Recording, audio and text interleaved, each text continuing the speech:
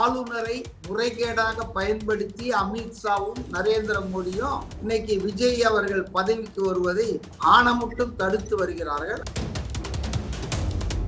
எய்தவன் அமித்ஷா நரேந்திர மோடி தான். இன்னைக்கு இந்தியாவில் இருக்கிற எல்லா ஆளுநர்களும் பாஜகவின் ஆளுநர்கள் தான்.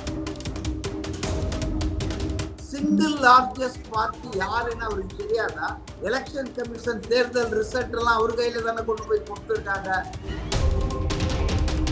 காங்கிரஸ் மிக நல்ல முறையில மக்கள் தீர்ப்பை மதிக்கிறோம் என்று சொல்லி 5 சட்டமன்ற உறுப்பினர்களோடு ஆதரவு கொடுப்பது, ஆட்சியில் பங்கெடுப்பது என. ஆனா பதவி மோகம், பதவி ஆசை என்பது எப்படி மற்ற கட்சிகளை, மற்ற நபர்களை பிடித்து ஆட்டுகிறது என்பதை அமித்ஷாவின் அடிமை எடப்பாடின்னு சொல்லி, தமிழ்நாட்டின் துரோகி எடப்பாடின்னு சொல்லி ஆண்டு கணக்கிலே பேசி வந்த திமுகவினர் விஜய் என்பவர் வந்துவிடக் கூடாது, ஆட்சியில் அமர்ந்து விடக்கூடாது என்பதற்காக 2 எம்எல்ஏ இருக்கிற ஒரு கட்சிக்கு, அதுவும் திருமாவளவன் இப்ப எம்பியா இருக்காரு, இஸ் நாட் ஈவன் எம்எல்ஏ, அவரை வந்து முதல்வர் ஆக்குறோம்னா இவரும் வாயை பொழந்துக்கிட்டு கவர்னர் ஆட்சி, ஆளுநர் ஆட்சி, ஜனாதிபதி ஆட்சின்ற பேர்ல அமித்ஷா ஆட்சி நடக்க போகுது. அதுக்குதான் இவங்க எல்லாம் பண்ணிட்டு இருக்காங்க. டிடிவி தினகரன் டோக்கன் கொடுத்து 20 ரூபாய் டோக்கன், எலெக்ஷன் முடிஞ்ச உடனே அதை கொடுத்தா 20,000 கிடைக்கும் நம்ப வச்சு ஏமாத்தினால இந்த எல்லாம் வந்து குதிரை பேரத்தை பத்தியும். நிறைவான தருணங்கள் என்ஏசி ஜுவல்லர்ஸுடன். ஆச்சி மசாலா எந்த சமையலும் ருசி தேடும் ரகசியம் 20 ரூபாய். குளு குளுன்னு காத்து வீசுது. உங்கள் சத்யாவில் குளு குளு ஏசி ஆஃபர். வணக்கம் சார். வணக்கம் சார். விஜய் அவர்கள் வந்துட்டு தேர்தல்ல ஜெயிச்சிருந்தாலும் 108 சீட்டு கையில இருந்தாலும் அடுத்தடுத்து அவங்களுக்கு வர்ற அந்த ஒரு அதிரடிகள்லாம் இருக்கு இல்லையா சார், அவங்களுக்கு கொடுக்கற ஒரு தொந்தரவா இருக்கட்டும், அவங்கள வந்து பதவி ஏற்க விடாம திமுக சைட்ல இருந்து பண்ற அந்த ஒரு விஷயத்தை பத்தி நீங்க என்ன சொல்லணும்னு நினைக்கிறீங்க சார்? அதாவதுங்க, தமிழக மக்கள் எல்லாத்தையும் கூர்மையாக கவனத்தோடு பார்த்துட்டு தான் இருக்காங்க. இதுவரை தமிழகத்தை ஆண்ட 2 பெரும் கட்சிகளான திமுகவும் அதிமுகவும் மாற்று சக்தியாக திரு விஜய் அவர்கள் தேர்தலில் மக்களால் தேர்வு செய்யப்பட்டதை இன்னமும் அங்கீகரிக்க மறுக்கிறார்கள். குறுக்கு வழியில் எப்படியாவது அவர் ஆட்சிக்கு வருவதை, முதலமைச்சர் ஆவதை தடுத்து விடலாம் என்று பகற்கனவிலே மிதக்கிறார்கள். இது மக்களின் தீர்ப்பை மதிக்காத ஒரு செயல். இதற்கு 3 கட்சிகள் ஒன்று சேர்ந்திருப்பதாக நான் கருதுகிறேன். ஒன்றியத்திலே ஆளக்கூடிய பாரதிய ஜனதா கட்சி, கடந்த முறை ஆட்சியிலே இருந்த திராவிட முன்னேற்ற கழகம், ஏற்கனவே ஆட்சியில் இருந்து ஆட்சியை இழந்த அண்ணா திராவிட முன்னேற்ற கழகம், இந்த 3 கட்சிகளுமே திரு விஜய் அவர்கள் ஆட்சிக்கு வரக்கூடாது என்பதற்காக சட்டவிரோதமான அரசியல் அமைப்புக்கு புறம்பான காரியங்களிலே செயல்பட்டு வருகிறார். அதனால்தான் 4ஆம் தேதி தேர்தல் முடிவுகள் வந்தாலும் இன்றைக்கு வரையிலே 1 வார காலமாக ஆளுநரை முறைகேடாக பயன்படுத்தி அமித்ஷாவும் நரேந்திர மோடியும் இன்னைக்கு விஜய் அவர்கள் பதவிக்கு வருவதை ஆணமுட்டும் தடுத்து வருகிறார்கள். அதற்கு அவர்களுக்கு உதவி செய்வது திராவிட முன்னேற்ற கழகமும் அண்ணா திராவிட முன்னேற்ற கழகமும் என்பதுதான் வேதனையா இருக்குதுங்க. தமிழ்நாட்டின் வரலாற்றிலே இது இல்லைங்க. அதாவது விஜய் முதல் தடவையாக தேர்தலை சந்தித்தார். அந்த தேர்தலிலே அவர் 1,75,00,000 வாக்குகளை அள்ளியது மட்டுமல்ல, 108 தொகுதிகளில் வெற்றி வாகை சூடியது மட்டுமல்ல, எம்ஜிஆரின் சாதனையை மீறி 35% வாக்குகளை அவர் பெற்றார் என்பதை யாரும் மறந்துவிட முடியாது, மறுத்துவிட முடியாது. அப்படிப்பட்ட மக்களின் ஒரு சாய்ஸ, மக்களின் தீர்ப்பை இவர்கள் ரொம்ப மோசமான நெருக்கடிகளின் மூலமாக, கவர்னர் தான் இதுல முதல் குற்றவாளிங்க. அதாவது அவர் கேரளாவின் ஆளுநர் தான். இன்னைக்கு நமக்கு RN ரவி முன்னால இருந்தவர் மேற்கு வங்காளத்துக்கு மாற்றல் சென்று விட்டதால் இவர் இப்போ பொறுப்பு ஆளுநரா இருக்காரு. அவர் தான் இந்த எல்லா சர்ச்சைக்கும் காரணம். அவர் பாவம் அம்பு எய்தவன் அமித்ஷா நரேந்திர மோடி தான். இன்னைக்கு இந்தியாவில் இருக்கிற எல்லா ஆளுநர்களும் பாஜகவின் ஆளுநர்கள் தான். குறிப்பா இப்ப இந்த ஆர்லேக்கர் கோவால பாஜக தலைவரா இருந்தவர். அவரை கொண்டு வந்து ஆளுநரா கேரளாவுக்கு போட்டு இப்ப தமிழ்நாட்டுக்கும் அவருக்கு பொறுப்பு கொடுத்திருக்காங்க. இப்ப அவர் பாஜக தலைவராக தான் நடந்துக்கிறாரு. தான் ஒரு அரசியல் சாசன சட்டத்தின்படி நியமிக்கப்பட்ட ஒரு ஆளுநர் தனக்கு அரசியல் சாசன சட்டத்தை நிலைநிறுத்த வேண்டிய கடமை இருக்குதுன்றத உணராமல் அவர் தான் முதல் தவறு. அவர் என்ன பண்ணிருக்கணும், இந்த தேர்தல்ல பல அணிகள் இருந்தாலும் களத்துல வந்து 3 அணிகளுக்கு தான் இன்னைக்கு எம்எல்ஏ இருக்கு. ஒண்ணு தாவேகா தனித்து 108 இடங்கள்ல வென்று இருக்கு. திமுக கூட்டணியோட சேர்ந்து ஒரு 60-70 இடம் வென்று இருக்காங்க. அதிமுக கூட்டணியோட சேர்த்து ஒரு 50 இடங்கள் வென்று இருக்காங்க. அப்ப அவர் என்ன பண்ணணும், யாருக்கும் பெரும்பான்மை கிடைக்காத போது சிங்கிள் லார்ஜஸ்ட் பார்ட்டி யாருன்னு அவருக்கு தெரியாதா?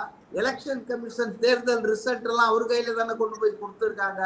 அப்போ who is the leader of the single largest party தெரிஞ்சு அவருக்கு சென்ட் இன்விடேஷன் அழைப்பு இவர் விட்டுருக்கணும். ஆனா ஒரு வாரமா அழைப்புக்காக அழைப்பாகிறார்கள் தாவேகா தலைவர்கள். திரு விஜய் 3 முறை ஆளுநர். ஆக இன்றைக்கு முதல்ல நீங்க மெஜாரிட்டியை காட்டுங்கன்னா அதை காட்ட வேண்டிய இடம் சட்டமன்றம் தான், ஆளுநர் மாளிகை இல்ல. ஆளுநர் செய்ய வேண்டியது இது மாதிரி ஒரு அங்க அசம்பிளி வந்தாச்சுன்னா லார்ஜஸ்ட் பார்ட்டி அது ஃபெயிலியர் ஆனாதான் அடுத்தது ப்ரீபோல் அலையன்ஸ்ல யார் இருக்காங்கன்னு பார்த்து கூப்பிடணும். ஆக எதை பற்றியும் கவலைப்படாமல் அமித்ஷா நரேந்திர மோடி சொன்னபடி இங்கே ஆளுநர் தன் காயை நகர்த்தி கொண்டிருக்கு. ஆனா இதெல்லாம் மக்கள் பார்த்துட்டு இருக்காங்க.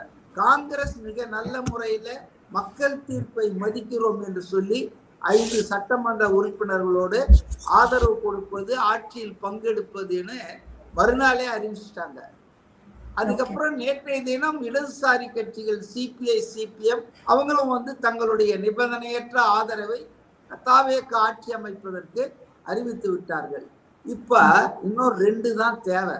அந்த 2 வந்து விடுதலை சிறுத்தைகள் கட்சி கொடுக்கும் என்று எல்லோரும் எதிர்பார்த்தோம். அவரும் என்ன சொன்னார்னா, கடந்த வாரம் பூரா எந்த அரசியல் முடிவு எடுத்தாலும் நான் இடதுசாரி கட்சிகளோடு சேர்ந்துதான் விடுதலை சிறுத்தைகள் ஒன்றாக முடிவெடுக்கும், ஒன்றாக பயணிக்கும்னாரு. இப்ப நேத்து ராத்திரில இருந்து ஆளை காணோம். ஒன்றாக பயணிப்போம்ன்றது எங்க போய் உட்கார்ந்து இருக்கான்னு தெரியல. நிறைய செய்திகள் வருதுங்க, நாம அதை விவாதிக்க விரும்பல. ஆனா பதவி மோகம், பதவி ஆசை என்பது எப்படி மற்ற கட்சிகளை மற்ற நபர்களை பிடித்து ஆட்டுகிறது என்பதை பார்க்கும்போது ரொம்ப அருவருக்கத்தக்க முறையில இருக்குங்க.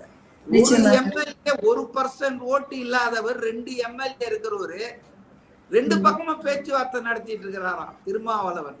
இந்த பக்கம் வந்து அதிமுக கூட்டணி திமுக கூட்டணி அவரை முதல்வர் ஆக்க போறாங்கன்னு சொல்லி அவர் காத்து கொண்டிருக்கிறார். அதனால்தான் நேற்று இரவு நடந்த மீட்டிங்கை பத்தி பத்திரிகையாளர்களுக்கு 11 மணிக்கு சொல்றாரு, அப்புறம் 12 மணிக்குனாரு, இப்ப 4 மணிக்குன்னு தள்ளி வச்சுங்க. அவர் நட்சத்திர ஓட்டல்ல உட்கார்ந்துட்டு பேரம் பேசிட்டு இருக்காரு. உண்மையில குதிரை பேரம் நடப்பது விசிகா தான் நடத்துவது. அவர் சொன்ன மாதிரி இடதுசாரி கட்சிகளோட சேர்ந்துதான் நான் பயணிப்பேன்னார இடதுசாரி கட்சிகள் தெளிவா முடிவு எடுத்தாங்க. நேற்று மிக பகிரங்கமாக சிபிஎம் கட்சி பொதுச் செயலாளர் எம்ஏ பேபி அவர்கள் ஒரு ஆங்கில ஊடகத்துக்கு, தேசிய ஊடகத்துக்கு அடிச்ச பேட்டியில அவர் விளக்கமா சொன்னார், எதுக்காக திமுக அணியிலிருந்து நாங்க வெளியேறணும், வெளியேற வேண்டிய கட்டாயம் ஏற்பட்டது. ஏன்னா திமுக தலைவர் ஸ்டாலின் அவர்கள் அவர் இல்லத்தில் அழைத்து 2 நாளைக்கு முன்னால விசிக தலைவர்களை, சிபிஐ தலைவர்களை, சிபிஎம் தலைவர்களை, முஸ்லிம் லீக் தலைவர்களை இல்லத்துக்கு அழைத்து நாங்கள் முடிவு செய்திருக்கிறோம். நாங்கள்லாம் யாரு?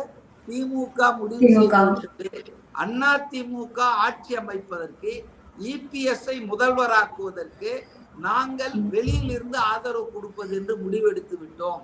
ஆனால் எங்கள் ஆதரவு மட்டும் போதாது. இப்ப நீங்களும் எங்கள் வழியில எங்களுடைய அந்த முயற்சிக்கு உதவ வேண்டும். அப்பதான் முதல் முறையா இவங்க அதிர்ச்சி அடைந்திருக்காங்க. அமித்ஷாவின் அடிமை எடப்பாடின்னு சொல்லி, தமிழ்நாட்டின் துரோகி எடப்பாடின்னு சொல்லி ஆண்டு கணக்கிலே பேசி வந்த திமுகவினர் விஜய் என்பவர் வந்துவிடக்கூடாது, ஆட்சியில் அமர்ந்து விடக்கூடாது என்பதற்காக 50 ஆண்டு கால பகை, கொள்கை முரண்பாடு எல்லாத்தையும் மறந்துட்டு இன்னைக்கு வந்து திமுகவே பாஜக கூட்டணியில இருக்கிற தேசிய ஜனநாயக கூட்டணியினுடைய தமிழ்நாட்டு தலைவர் இபிஎஸ் முதல்வராக்கிறதுக்கு வந்திருக்காங்கன்னா அப்ப இவ்வளவு நாளா இவங்க பேசிட்டு இருந்த மதச்சார்பற்ற தன்மை மதவாதத்தை எதிர்க்கிறோம் எல்லாமே துபாக்கூர் எல்லாமே வந்து பதவிக்காக தானே வெளியாயிடுச்சு. சோ அதனாலதான் இடதுசாரிகள் வெளியே வந்துட்டாங்க. அது முடியாது, இது தற்கொலை பாதை. மக்களால் தோற்கடிக்கப்பட்ட அதிமுகவை மக்களால் 117 தொகுதிகளில் 3வது இடத்திலே தள்ளின அதிமுகவை வெறும் 47 உறுப்பினர்களை கொண்ட அதிமுகவை முதல்வராக்கி இவங்க திமுக வெளியில் இருந்து அப்புறம் அதை வந்து மேனேஜ் பண்ணலாம் நினைக்கிறது ஜனநாயகத்துக்கு எதிரானது, மக்கள் தீர்ப்பை மதியாத செயல் என்பதை உணர்ந்த காரணத்தினால்தான் இடதுசாரிகள் சிபிஐ அண்ட் சிபிஎம் உடனடியாக இந்த தப்பான ஆபத்தான போக்கு பாஜக வலையிலே திமுக சிக்கிவிட்டது.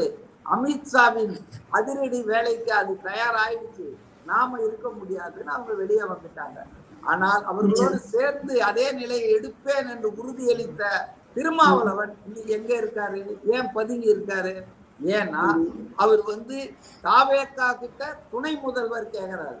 திமுக தலைவர் என்ன சொல்லி இருக்காரு, நேத்து ராத்திரி திமுக தலைவர் சொல்லி இருக்காரு, ஏன் துணை முதல்வர், நாங்க உங்களை முதல்வர் ஆக்குறோம், அண்ணா திமுகவை நாங்களும் சேர்ந்து உங்களை முதல்வர் ஆக விஜய் வந்துடக்கூடாது. ஒரு காமன் சென்ஸ் வேணாமா? 2 எம்எல்ஏ இருக்கிற ஒரு கட்சிக்கு, அதுவும் திருமாவளவன் இப்ப எம்பியா இருக்காரு, இஸ் நாட் ஈவன் எம்எல்ஏ, அவரை வந்து முதல்வர் ஆக்குறோம்னா இவரும் வாயை பொழந்துகிட்டு கிடைக்கும் அப்படின்றதுக்காக நட்சத்திர ஓட்டல்ல கனவுல மிதந்துட்டு இருப்பாருன்னா இதை விட மோசம். கொஞ்சம் நஞ்ச இருந்த மரியாதையும் திருமாவளவன் இழந்து விட்டார்.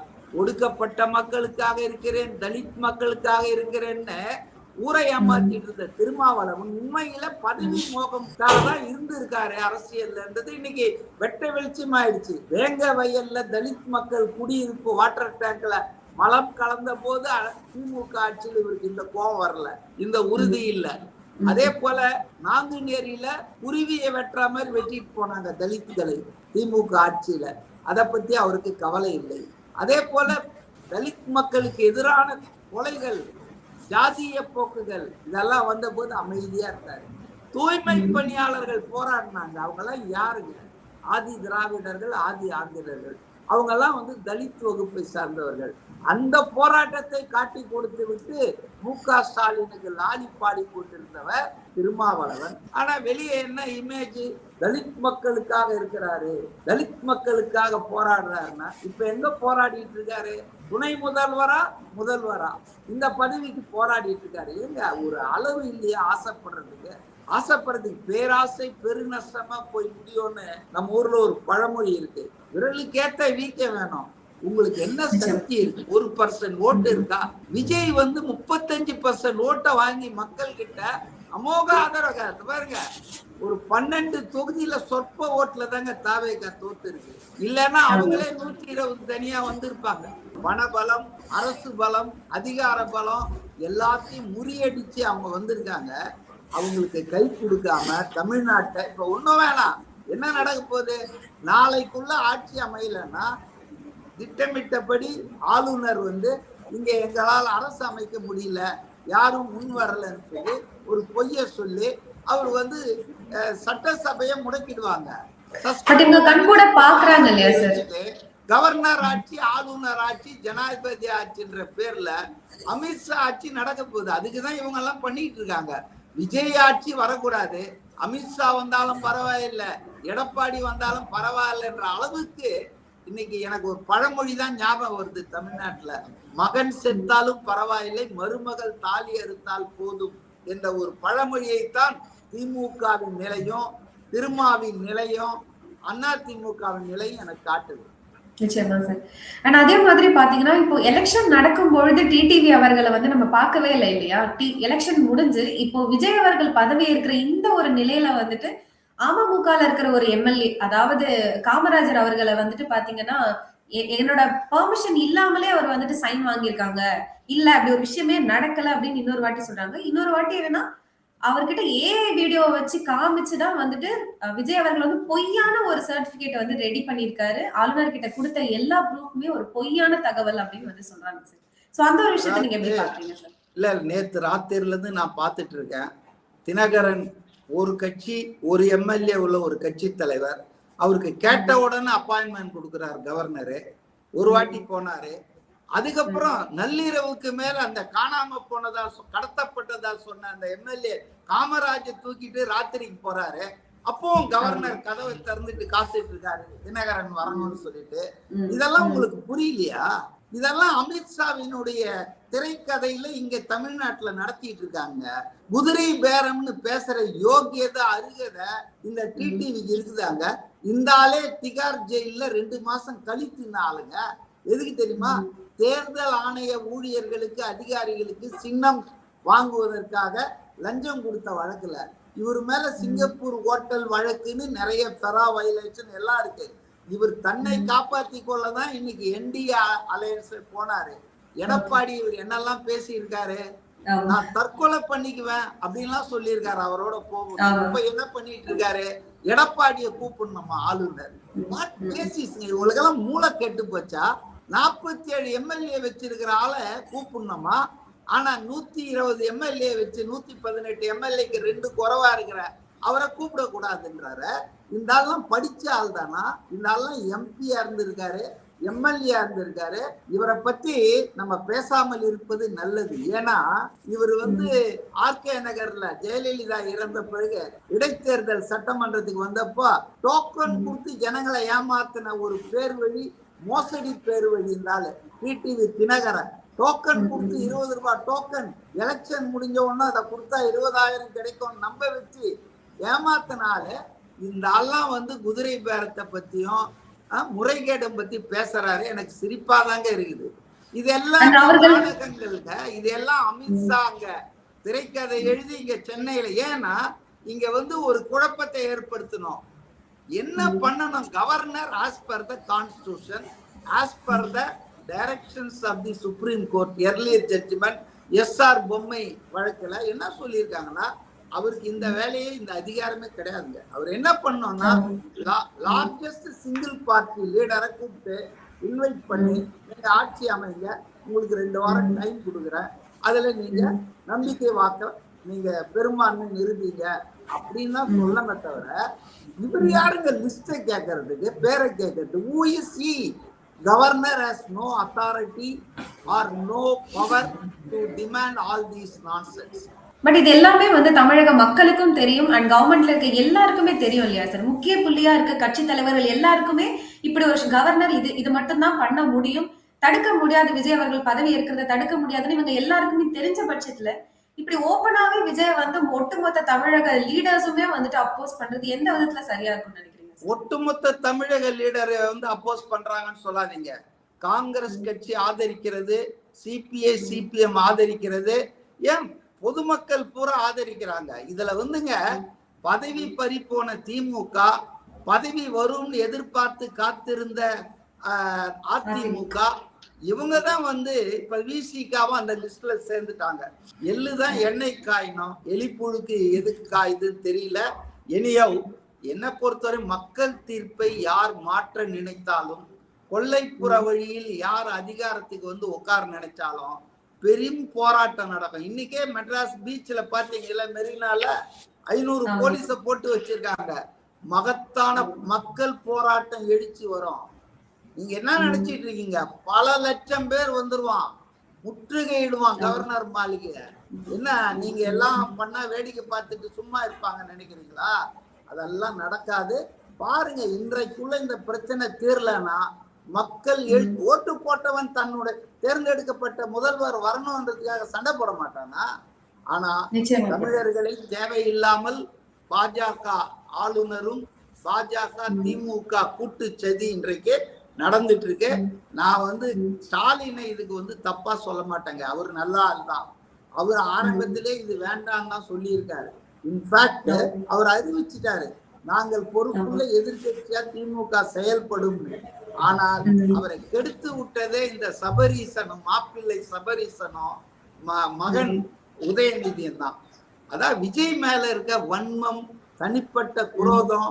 2வது, இவர் ஆட்சி அமர்த்த விட்டுட்டா எம்ஜிஆர் மாதிரி 10-15 வருஷத்துக்கு அந்த பக்கம் போவே முடியாதுன்ற அச்சம், காரணமாக எந்த எல்லைக்கும் போயிருக்காங்க. ஜனநாயக விரோத செயல், கொள்கை கோட்பாடுகள் எல்லாம் கோணிப்பையில போட்டு வச்சுட்டாங்க. அதனால இதெல்லாம் வந்துங்க மக்கள் பார்த்துட்டு இருக்காங்க. மக்கள் இதெல்லாம் வேடிக்கை பார்ப்பாங்கன்னு நினைக்கிறீங்களா? மக்கள் கவனிச்சிட்டு இருக்காங்க. இன்னைக்குள்ள இந்த பிரச்சனை தீரலன்னா பாருங்க என்ன ஆக போகுதுன்னு பாருங்க. நிறைவான தருணங்கள் என்ஏசி ஜுவல்லர்ஸுடன். ஆச்சி மசாலா. எந்த சமையலும் ருசி தேடும் ரகசியம். 20 ரூபாய். குலு குலுன்னு காத்து வீசுது. உங்கள் சத்யாவில் குளு குளு ஏசி ஆஃபர். உங்கள் சத்யா.